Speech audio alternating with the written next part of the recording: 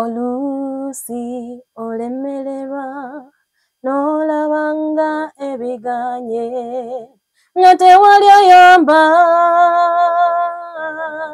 wate naye wulira yogera ky'omukono gwe teguyimpa wate linda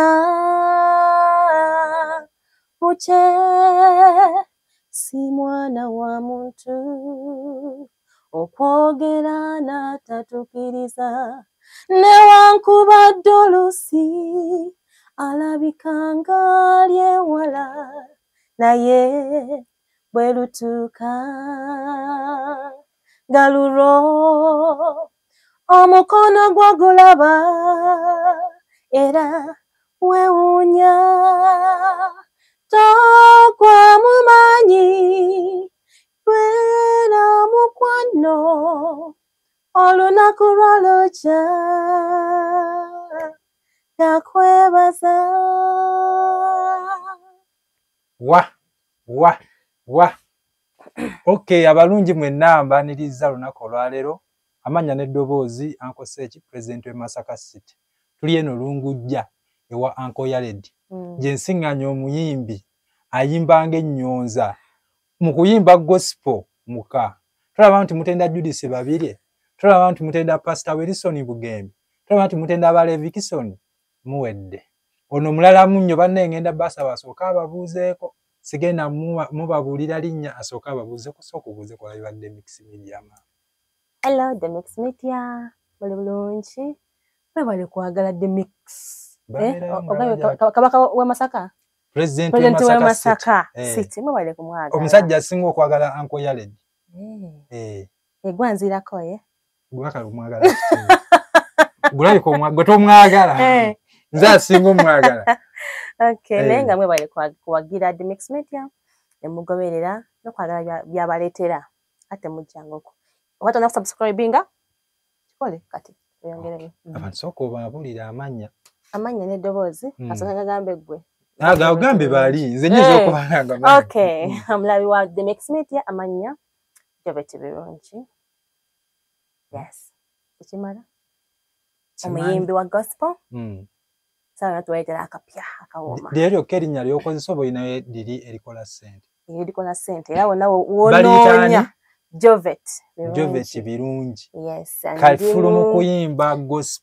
kuyimba gospel atera muweereza presenter ku channel Uganda TV yes kitegeeza program yange yandi program lera yobuli lunaku 9 am to 10 am gatuweereza eggwanga bakisebo ne bannyabo nkyaziza omukozi wa TV ate nga muyimbirwawo basanga abamu abatera okwepanga kizibu singana presenter munnaye nga amanyi okuyimba ate nga wa ku TV abaledde nno bagezaako n'ayimbirako eyo gye tutamulaba munange gye kikola otya kama nsobozesa kubanga eri buweereza bulala bwa kuweereza ku TV ate no kuweereza through my voice kuyimba lwaki wasalawo okuchuzinga gospel nota choosing eri waba Uncle Yared nasala mulekere party ye kati nze nange nekwata we feeling obulungi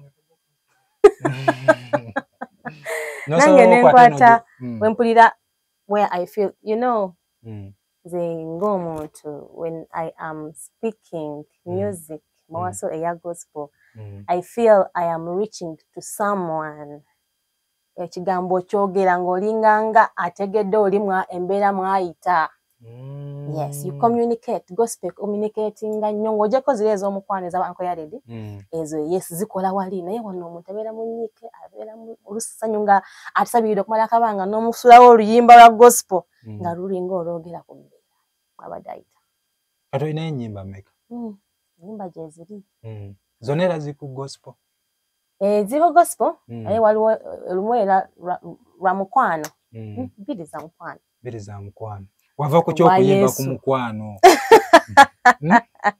yeah I had my friend yali agenda mu mbaga nenga bakamwandikira kapandikira akayimba mbadde manyo gena kungamba ati nali nyinayo omukwano gwange eyo nga nsuddewo nensalawo nnyimbe ku mukwano zisiiba ku bukyayi Uncle Yared agambye Yettakola ki taina bawalana kati nange simba ku buchayi I speak love kati sino kimba ku mukwano.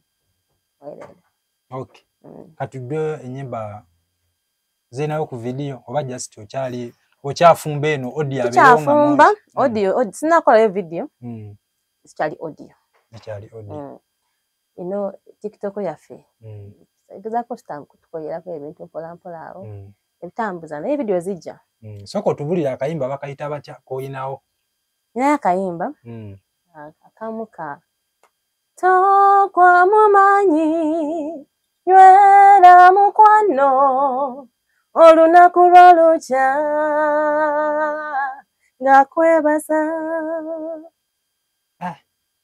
yeka akapya kakyali no akakyali mufume twakogerako anti tutuyinza kukogera tewalagera nkikomeza mukulu agatele kufumba anko yaide kali mukawe mutaka mebisoko ako kalina fulumanga it is a fine touch so we cannot bring it here right now abantu kipaka kase tukyali mufumbiro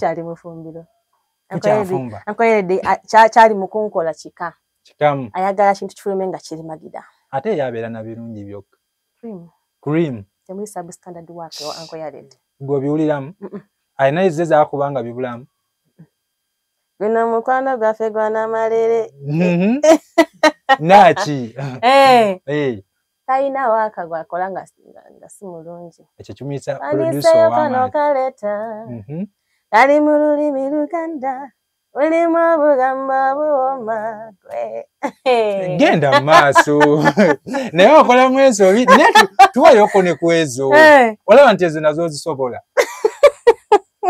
anko yaye tanakunzikiriza kugendayo tanakukkiriza akati ate simunakolayo kukolabo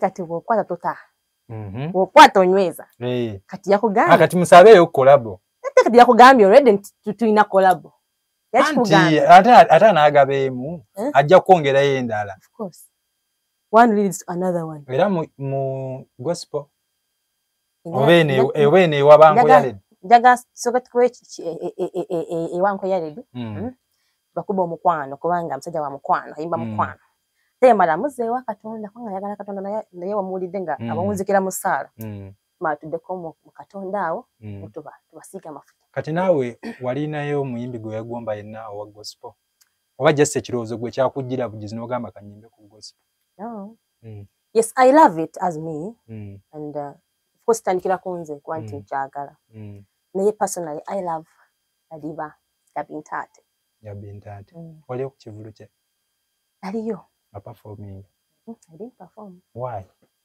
nange mwalimu ebikokola ebikokola naye it was her turn naye nga namunoonya nako era wabajjukira erinnya Jovet ne manager we yasooka okuspark nga kyakola ku Spark TV ku live wire manager Bongole nesmartinga bulungi nga njagala kutoka wali Gabintate yali akola ne rape ebiseera ebyo awo ku Serena nesmartinga enekuba ekiwoowo nengatto nga nisimampuya nismart kubanga I believe the first time impression so kwita n'otandiyise nga looking presentable so nismartinga bulungi nga kutuwa mukyala Gabintate nengenda bulungi nnyo it was towards their time of live wire tukawali wana nayitawo kubanga nali presentable enough gamba I would like to talk to Gabintate by the time like a day before yayitakoze nga mulwadde kati nga amanyi nkyajja kukola ki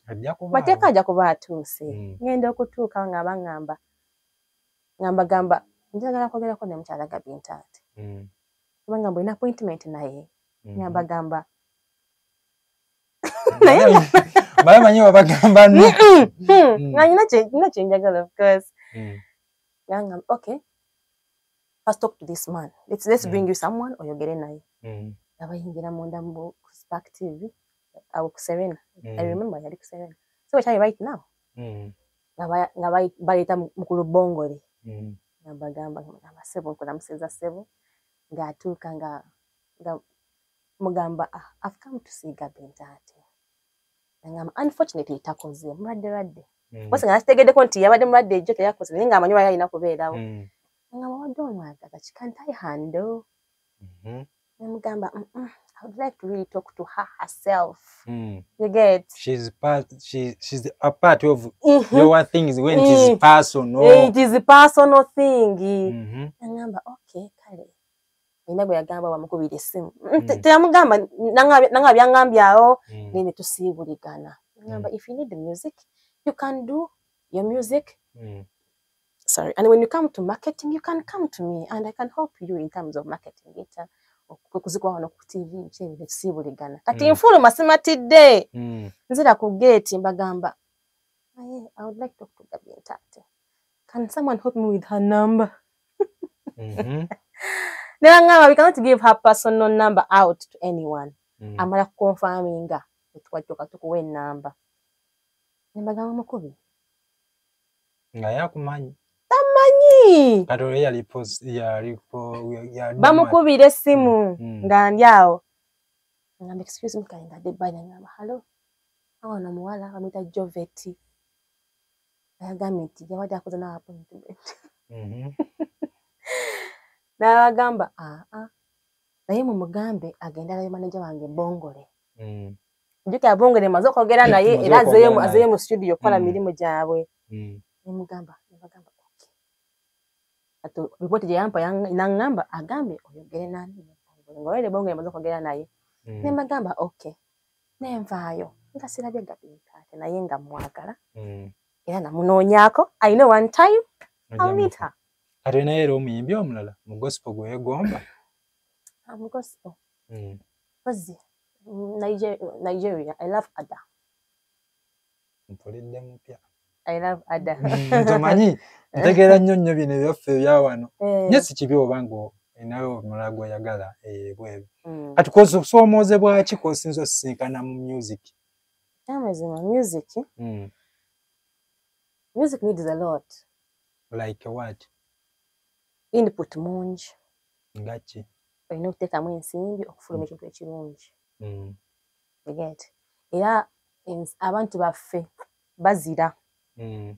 If something is substandard, tebagenda kyaniriza.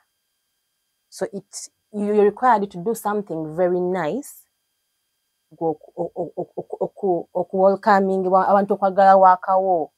Of course, God is favor ebeerawo naye nawe ofulumya kikyota eri abantu. So kusomozebwa nti fayinansi zirina kuba nga weeziri.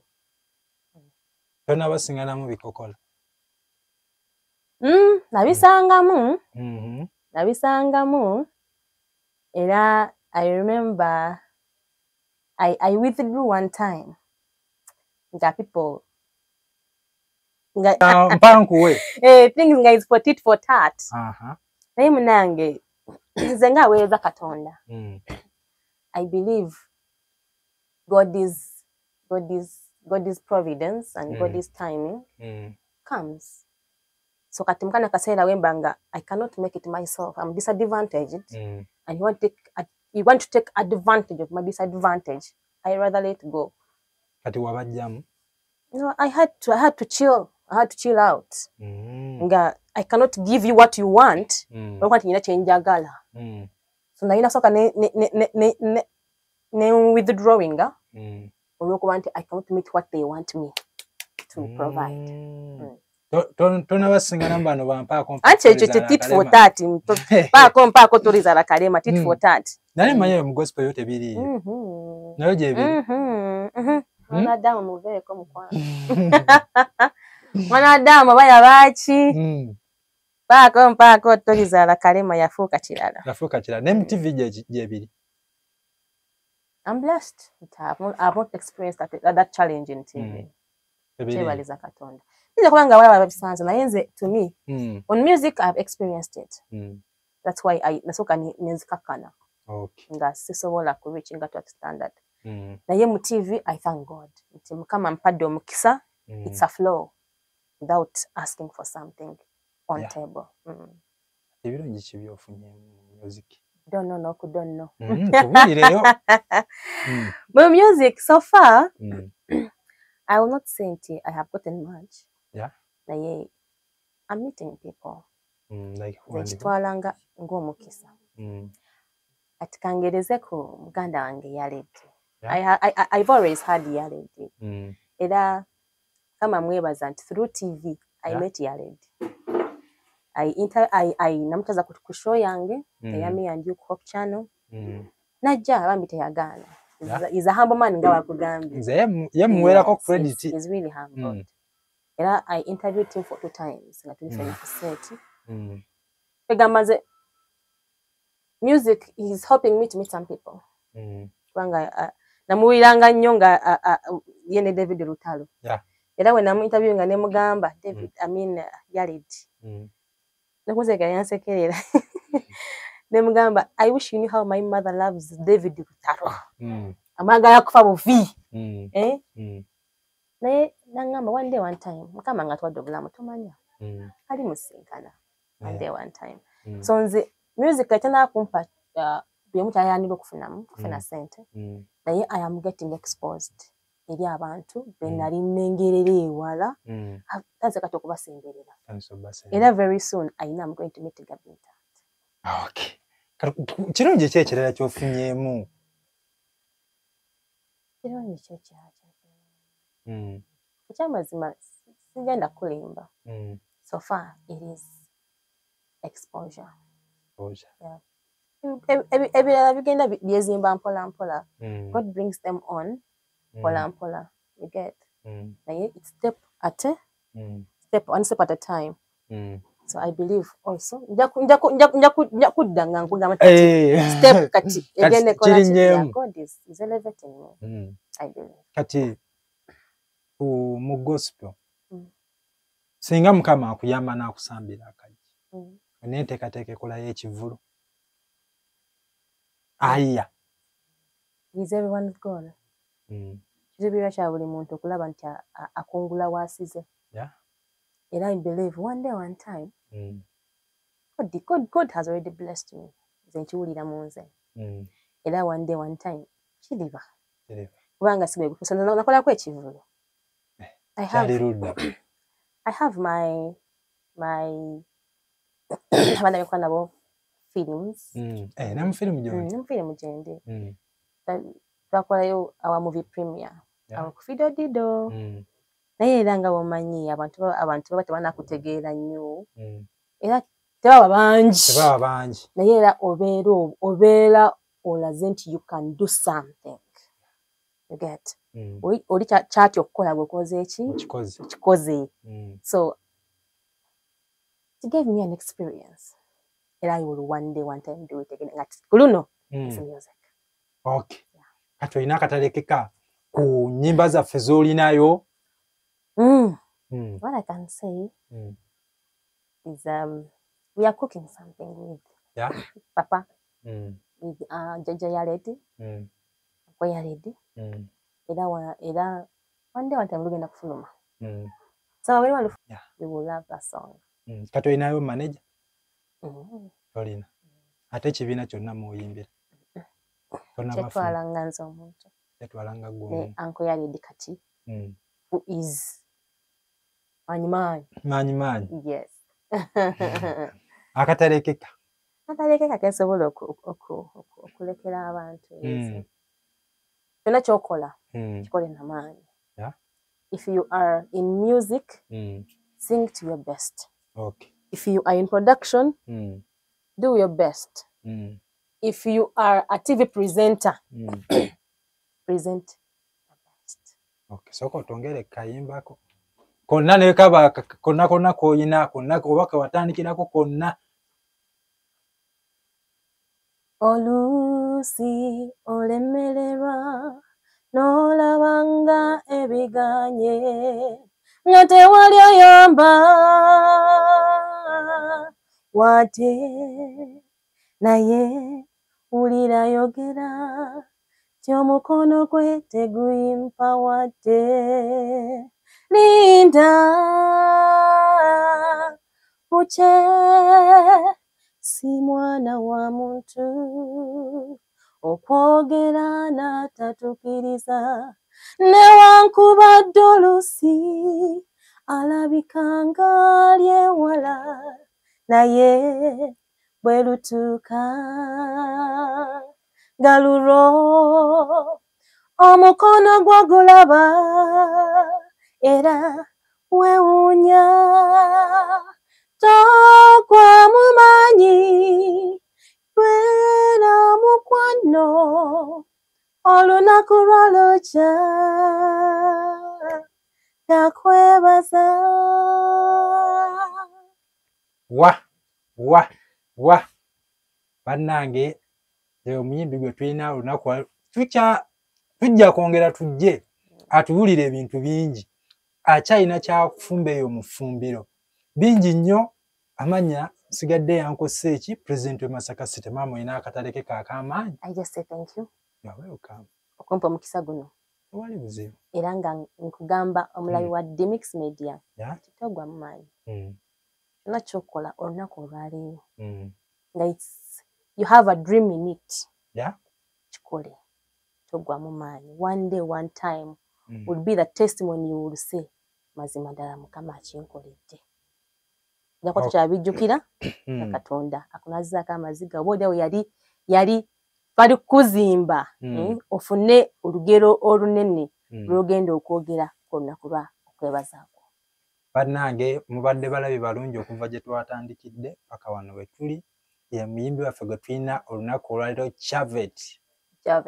Jovet birungi. Annaaya kanya nno kalungi ako. Bannange mubeere bulungi mweraba. Bannaye tuwagire abayimbi ab'ewaka, tuwagire abayimbi abaffe be tumanyi nti n'onooba ofunye ekizibu ng'ajja kubeererawo okusinga tukisinga otitibya bali eri ab'ebbali ng'abewaffe mu nnyumba tebannaba kulya. So bannange bebyo omukyala ono mumuwagireko alina gospel omulungi teri ateetaaga Katonda. Buli muntu ayeetaaga Katonda. Olaba n'agenda okubba asooka kukuba kabonero ka musaalaba n'agamba Mukama leero tebankwata. So bannaye tumuwulirize. Eba tutuwudde social media platform z'omujjanyizo Sangaka Music ko singa aba amwetaazi. Tuligende nnyo as Jovet birungi. Ku YouTube kwendi as Jovet birungi music. Ononsanga. Okay. Bannange mubeere bulungi mweraba. Bye bye.